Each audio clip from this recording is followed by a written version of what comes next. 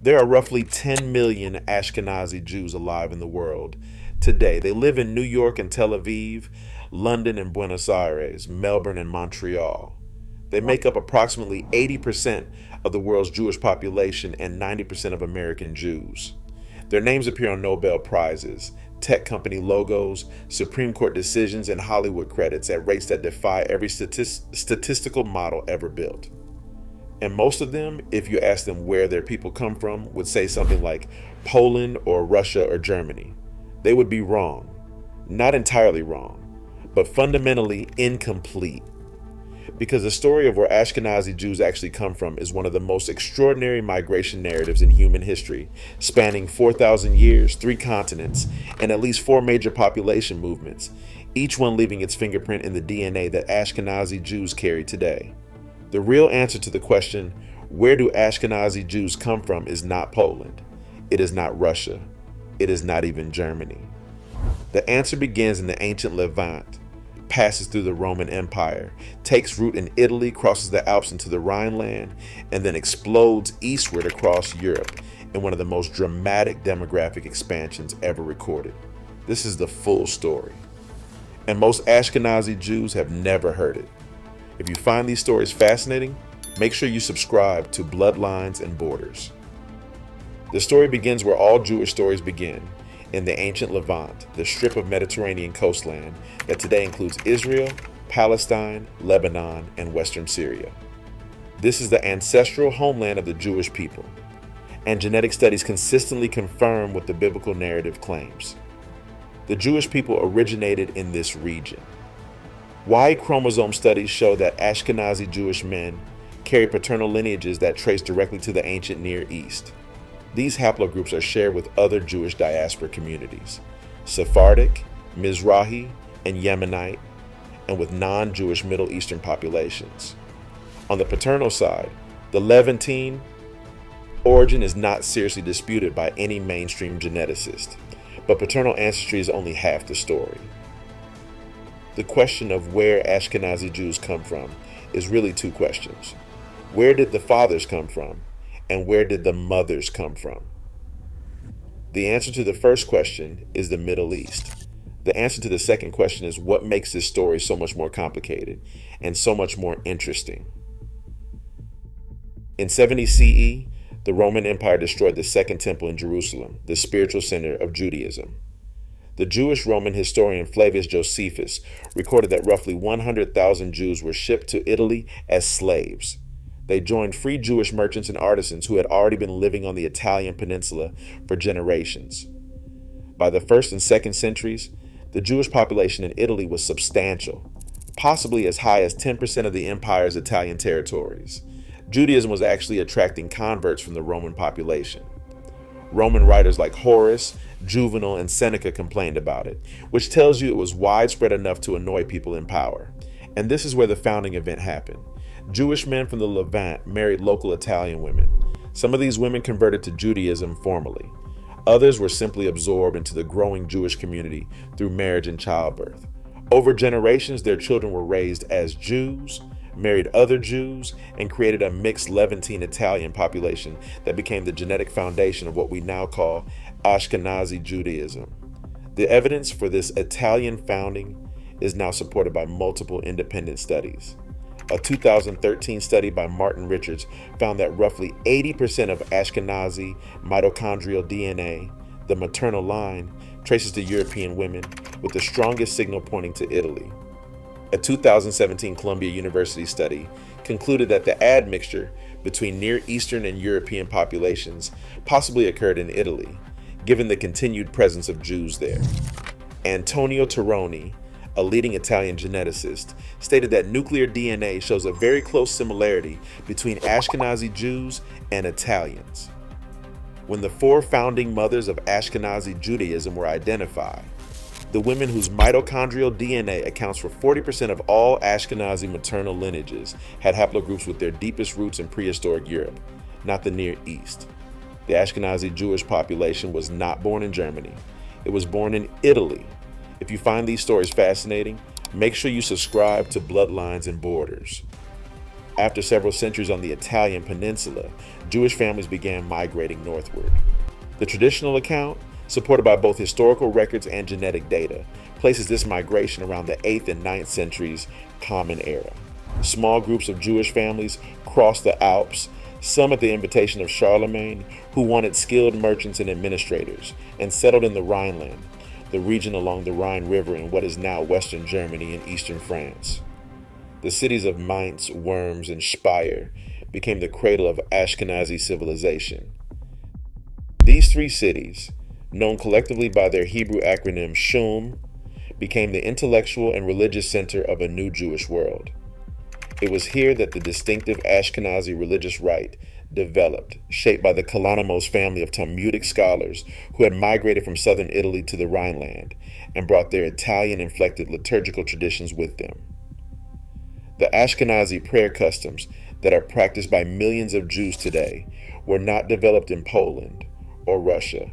They were developed in the Rhineland by families who had come from Italy. The cultural DNA of Ashkenazi Judaism is Italian before it is German, and Levantine before it is Italian. The Yiddish language itself tells this story. Yiddish is classified as a Germanic language, built on a medieval German foundation, but roughly 15% of its vocabulary is Hebrew and Aramaic, and it contains significant borrowings from Slavic languages acquired during the eastward migration.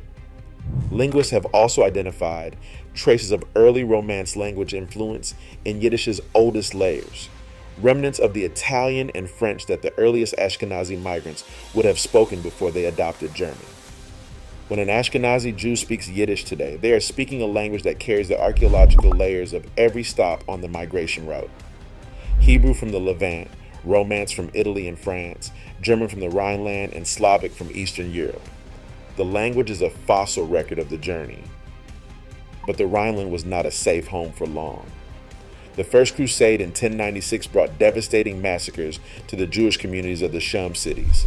Crusading mobs swept through Speyer, Worms, and Mainz, killing thousands of Jews before the armies even reached the Holy Land. Further waves of persecution followed across the medieval period. The Black Death massacres from 1348 to 1349 devastated Jewish communities across Germany as mobs blamed Jews for poisoning the wells and spreading the plague. Expulsion orders followed in country after country. England expelled its Jews in 1290. France followed in 1306. Various German states expelled their Jewish populations throughout the 14th and 15th centuries. Driven eastward by wave after wave of violence, Ashkenazi Jews migrated into Poland, Lithuania, Ukraine, Belarus, Hungary, and Romania. The Polish kings, particularly Casimir III in the 14th century, actively invited Jewish settlement, offering protections and privileges that were unavailable in Western Europe. Casimir's charter granted Jews the right to trade, lend money, own property, and practice their religion freely, rights that were extraordinary by medieval standards. Legend has it that Casimir was in love with a Jewish woman named Esterka, though historians debate whether this is fact or myth. What is not debated is the result of his policies. Poland became the center of Ashkenazi Jewish life for the next 500 years, and the Jewish population there grew at an extraordinary rate. And here is where the demographic miracle happened. Genetic studies estimate that the effective founding population of the Ashkenazi community, the group from which all subsequent Ashkenazi Jews descend, was astonishingly small. Estimates range from 250 to 350 individuals. From this tiny group, the Ashkenazi population expanded to roughly 5 million by the 17th century, and to over 10 million by the early 20th century. That is a population expansion of roughly 30,000-fold in less than 1,000 years, one of the most extreme demographic growths in recorded human history. This bottleneck left an unmistakable genetic signature. Because the founding population was so small, certain genetic variants that would normally be rare became concentrated in the expanding population. This is why Ashkenazi Jews have elevated rates of specific genetic diseases: Tay-Sachs, Gaucher disease, Canavan disease, familial dysautonomia, and BRCA mutations. These are not defects unique to Jewish biology. They are mathematical consequences of a small founding population that expanded rapidly while maintaining high rates of in-group marriage. The bottleneck also explains why modern Ashkenazi Jews are so genetically similar to each other. Any two Ashkenazi Jews who have never met share roughly as much DNA as fourth or fifth cousins. The entire Ashkenazi population is, in genetic terms, one enormous extended family. This is why DNA testing companies can identify Ashkenazi ancestry with remarkable precision. The genetic signature is so distinctive, so tightly defined by the medieval bottleneck, that it stands out against every other European population like a fingerprint. A groundbreaking 2022 study of ancient DNA from a medieval Jewish cemetery in Erfurt, Germany, added a stunning new chapter to the story. The researchers found that the medieval Erfurt Jewish community contained at least two genetically distinct subgroups, one with stronger Middle Eastern ancestry and one with greater European ancestry, and that they had apparently arrived by different migration routes. One group had come directly from the south, likely from Italy. The other appeared to have roots in Eastern or Central Europe, possibly arriving by a different path through the Balkans or the former Byzantine Empire. These two groups coexisted in medieval Erfurt and eventually merged over the following centuries into the genetically homogeneous Ashkenazi population we see today. This finding was transformative because it showed that the formation of Ashkenazi Judaism was not a single migration event. It was a process of convergence in which multiple streams of Jewish migrants from different parts of Europe, all carrying varying proportions of Levantine and European DNA, gradually came together in the cities of medieval Germany and Poland to form a single community. The Ashkenazi people were not born in one place. They were assembled from multiple sources, welded together by shared religion, shared language, and shared persecution, until the boundaries between the original groups disappeared and a single people emerged. If you find these stories fascinating, make sure you subscribe to Bloodlines and Borders. And what about the Khazar hypothesis?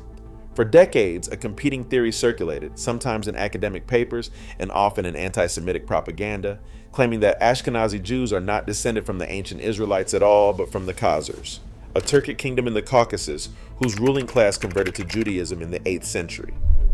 If this were true, Ashkenazi Jews would have no genetic connection to the Levant and no ancestral claim to the land of Israel.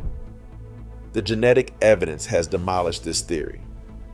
Multiple genome-wide studies have tested the Khazar hypothesis directly by comparing Ashkenazi DNA with populations in the Caucasus and Central Asia. The results are consistent and unambiguous.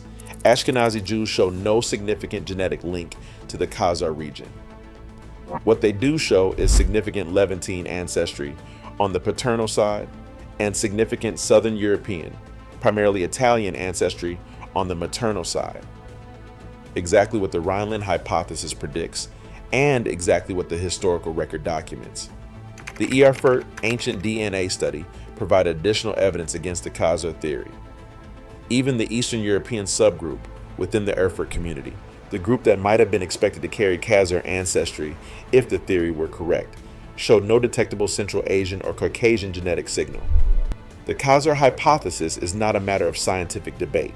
It is a settled question.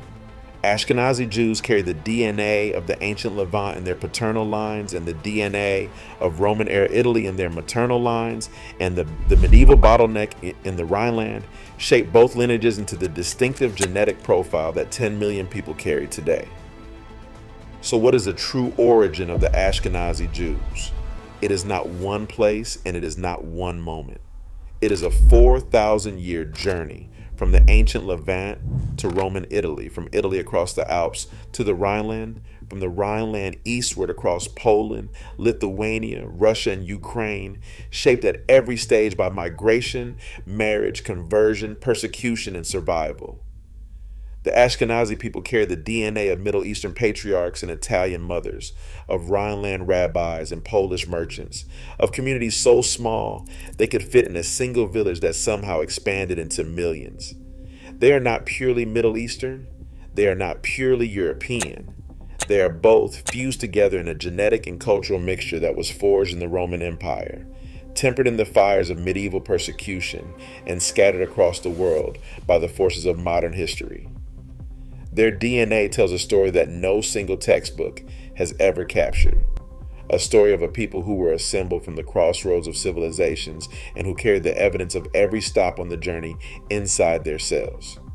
That is where Ashkenazi Jews really come from, not from one place, from everywhere they have ever been. If you find these stories fascinating, make sure you subscribe to Bloodlines and Borders. Thank you for watching. If you want to go deeper, the next video on your screen is one you won't want to miss. I'll see you there.